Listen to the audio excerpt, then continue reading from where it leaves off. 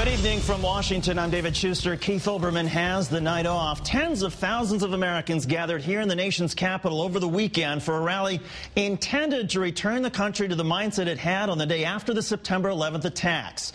A day when, according to the website of the 9/12 Project, quote, "We were not obsessed with red states, blue states, or political parties. We were united as Americans."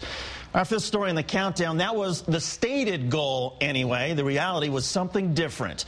On Saturday, an estimated 50 to 70,000 gathered in Washington, not to unite behind the president, as this nation did regardless of political affiliation in the wake of the 9/11 attacks, but to unite in apparent hatred of the current president, Barack Obama. On 9/12/2001, did the people of this nation compare George W. Bush to Hitler, Lenin, Stalin, and Fidel Castro? On 9/12/2001, did anyone not affiliated with al-Qaeda threaten the president's life?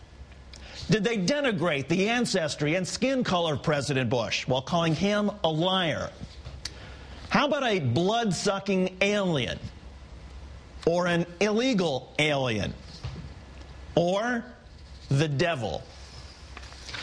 On 9/12/2001, did a pro-life organization and its mass production of signs try to unite the country by using the death of a senator to bury any piece of legislation? Not only is it unthinkable to imagine similar signs in the wake of the 9/11 attacks, it is difficult to believe any politician affiliated with a major political party would condone such behavior. Not so the Republican Party of 2009. Georgia Congressman Tom Price and Phil Gingrey were in attendance, as was Tennessee Congresswoman Marsha Blackburn. South Carolina Senator Jim DeMint even addressed the crowd. Ladies and gentlemen, welcome to Waterloo. Will we sink into the pit of high taxes, suffocating debt, and socialism? My friends, I join you today not as a U.S. Senator, but as a fellow freedom-loving American.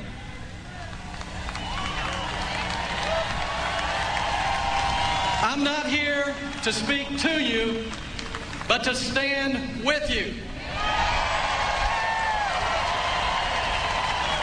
And to join my voice with yours.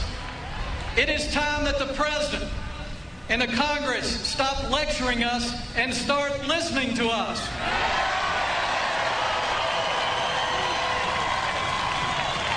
Too many Americans have fought and died for our freedom, for us to give it away with apathy and silence. In a democracy, isn't that what elections are for? Senator DeMint seems to think more along the lines of a military coup. This is a critical battle for the heart and soul of America and for freedom itself. Freedom fighters are outnumbered in Congress, but not across America. We are winning this fight, and if you continue to stand up and speak out, we will save freedom in America.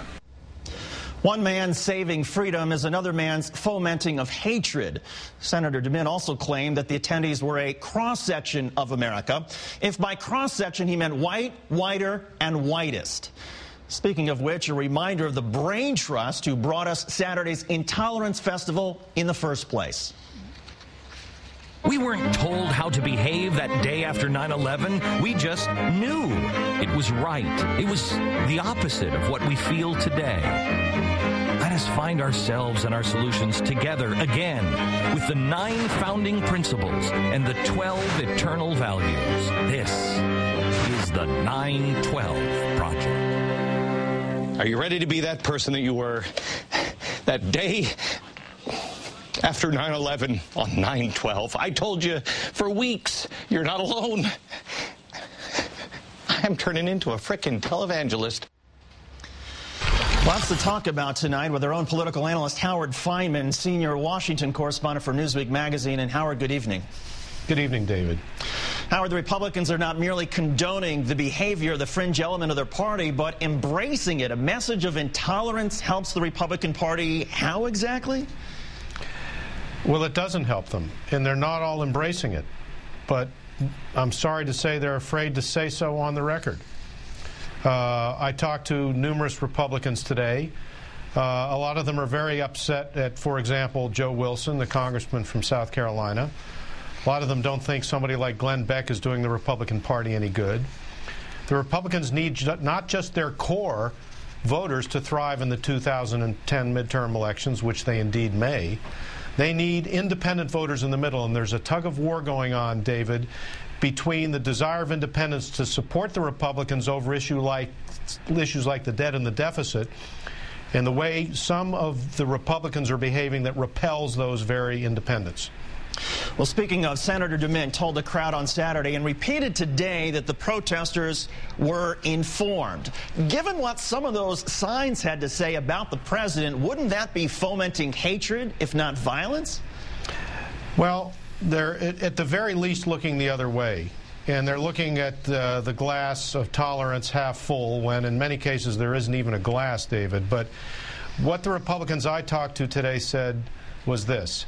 These people are there because of big government. They're there because of fears about the debt and the deficit. And I think to some extent that's true. I've been to tea parties. I've been to town hall meetings. I can sense that. But there's something deeper and darker that's also there, and we may as well look straight at it. There are racial fears, there are religious fears, there are regional fears, there are ethnic fears. These are coming to the surface. Like depth charges, our politics have now brought all this to the surface, and that's also what we saw out there on the Mall. There's no question about it, and there are not enough Republicans who are willing to say that on the record. Glenn Beck's stated goal of wanting to move this country back to where it was on 9/12/2001 when the country was united. How did that work out for him? Well, he can pretend to cry all he wants on the stage and call himself a televangelist. He's not into uniting the country from everything I've seen. He's making a boatload of money dividing the country. When you say with no real evidence whatsoever that the President of the United States hates white people, you aren't behaving in the spirit of 9/12. You're behaving in a spirit that we thought we'd gotten rid of at the end of the Civil War and the end of the second civil rights movement. So, you know, he can cry the crocodile tears all he wants. That doesn't seem to be what he's actually doing. Considering that this Saturday's rally did not unite the country in the same way that the country stood together on 9/12/2001, wouldn't this qualify then as an example of politicizing the 9/11 attacks? Well, I think that's the way it's ended up. They're trying to wrap themselves in the flag that everybody was saluting on the day after 9/11. And, you know, I got to say here, we're talking about Fox to some extent. I know a lot of people there. This is heresy to say on this network. I think Roger Ailes is a good guy who loves the country and who can be a very, very good newsman. Some of the things that he's allowing on his network don't do justice to his reputation, and division it is. Howard Fineman of MSNBC and Newsweek. Howard, thanks as always. We appreciate it. Thank you.